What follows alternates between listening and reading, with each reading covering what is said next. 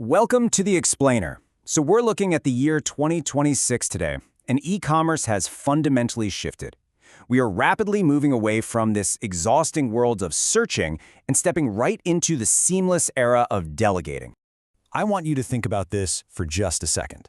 Right now, how many open tabs does it currently take you to buy one single item online?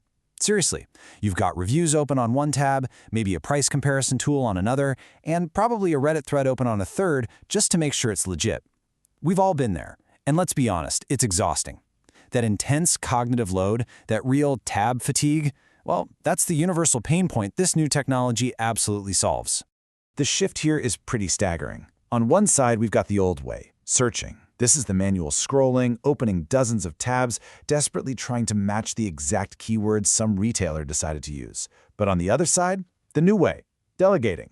This is the real inciting incident of our story today. You literally just express a goal and you hand the entire transaction over to a software agent that does all that heavy lifting for you. Let's dive right into Section 1, the death of keyword search. The old search bar fades. And this perfectly illustrates the shift from a basic query to true intent. In the past, you'd type out a keyword query, something like men's blue running shoes size 10.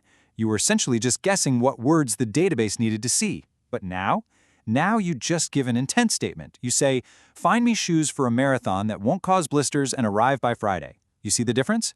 You aren't guessing keywords anymore. You're just giving the agent a goal. Moving right along to Section 2, Searching versus Delegating, Entering the Agent Era. So what's actually powering this whole thing? It's called Agentic AI. These are autonomous AI agents that act on behalf of consumers or retailers. Now, the absolute keyword here is agency. We are not talking about those clunky, basic chatbots from 5 years ago that could only answer simple, pre-programmed questions. No way. These agents possess true agency. They can reason through complex needs, make independent decisions, and even securely execute tasks like navigating a checkout page on your behalf. It creates this fascinating new ecosystem. On your end, you have your personal agent. Think of this as a highly refined ChatGPT or Copilot that is completely dedicated to your shopping needs. It knows your exact clothing sizes, your brand loyalties, your budget constraints, the whole shebang. And then, on the store side, you have merchant agents. These two AIs communicate directly with each other. This means a merchant agent can instantly negotiate a bundle deal or confirm live stock right there with your personal agent. But how do they actually talk to each other so seamlessly? Well, here's the connective tissue. It relies on open protocols, specifically the Universal Commerce Protocol, or UCP, and the Model Context Protocol, MCP. These protocols act as a universal common language. When you combine those with structured data, which are basically clean, highly organized data feeds from the retailers, these protocols allow your agent to read any store's catalog and process a checkout without needing any special custom programming. All right, let's look under the hood in Section 3, how intent resolution works, the operating mechanism. When you ask for those marathon shoes, the AI kicks off a very logical workflow. Step 1 is decomposition. The agent breaks your massive request down into specific constraints, like what's the budget? How fast do we need it? What's the preferred material?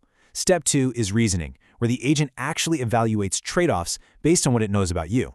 And Step 3 is tool use. The agent instantly fires up APIs to talk to store databases, checking live inventory and shipping schedules across dozens of platforms, all at the exact same time. So the really crucial point here is how it handles that second step, reasoning in action. Let's say it finds the perfect marathon shoe, but it's $5 over your stated budget. However, it arrives 2 full days earlier than the cheaper option. The agent can actually decide that this trade-off is acceptable based on what it knows about your past urgency. It is essentially mimicking your own thought process and weighing those trade-offs on your behalf.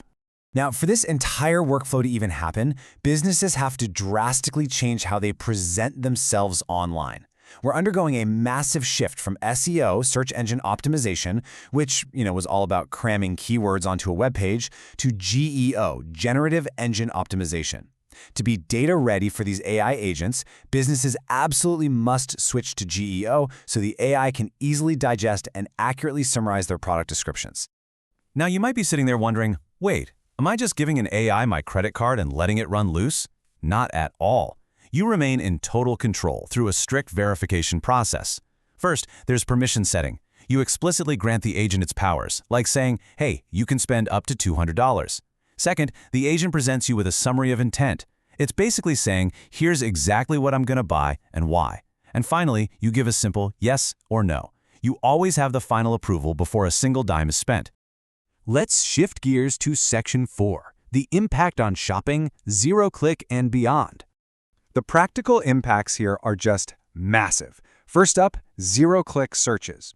You're going to save countless hours because many of your searches will now end with a direct purchase without you ever having to actually visit a retailer's website. Then there's dynamic pricing. Prices might literally fluctuate in milliseconds as your buyer agent and the merchant agent rapidly negotiate the absolute best deal. And finally, personalized storefronts. If you actually do end up visiting a site, the page might look completely different to you than it does to me, highlighting only the specific items your agent knows you actually care about.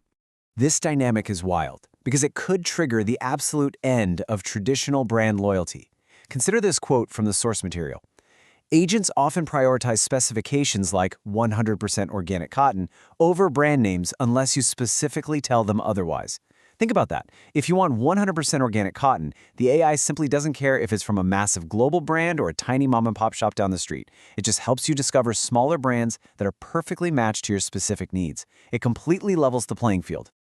Okay, bringing it back down to earth for Section 5. The risks of delegation, exploring the limitations and dangers.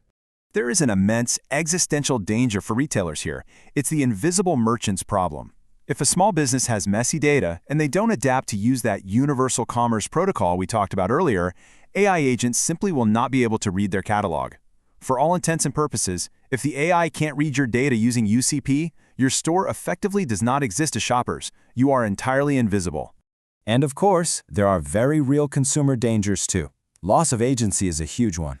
I mean, what if a poorly programmed bot steers your choices toward products that pay the AI company high commissions rather than what's genuinely best for you? Then there's data privacy. To work well, these agents need your home address, your exact budget, your personal tastes. The risks of hacks exposing that deeply personal data are off the charts.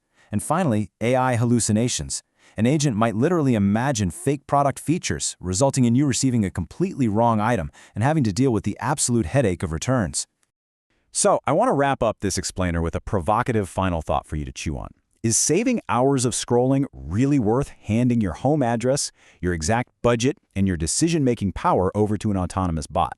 It is an incredible paradigm-shifting convenience for sure, but it comes with a significant cost to your privacy and control. I'll leave you to weigh that trade-off. Thanks for joining me today, and I hope this gave you a clear roadmap of exactly where e-commerce is heading.